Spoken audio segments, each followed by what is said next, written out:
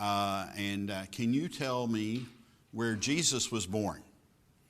And the man thought a minute. He said, Amarillo. He said, no, it wasn't Amarillo. I'm sorry. You need to go study your Bible, and then maybe we can talk again in the future.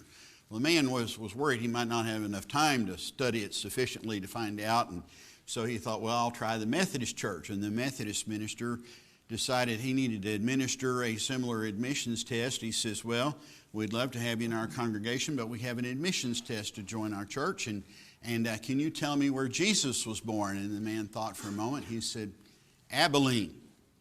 And he said, oh, no, it's you need to go study your Bible a little bit more, and maybe then you can come back. So he thought for a little bit, and he thought, well, I'll try the non-denominational church. And so he went there, and once again, the pastor had heard about his reputation, and he said, well, sir, we have an admissions test for our church. Can you tell me where Jesus was born? And the man thought a minute, and he said, Lubbock.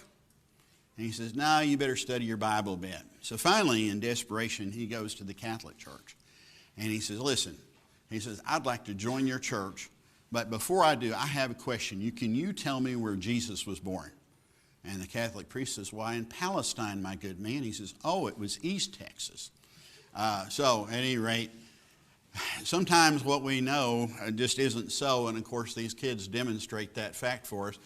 But I have occasionally preached a message which grew into two messages, and I realized it had been about 4 years since I'd done it, and I think it was worth revisiting because a lot of what we think we know about the story of Christmas just isn't so.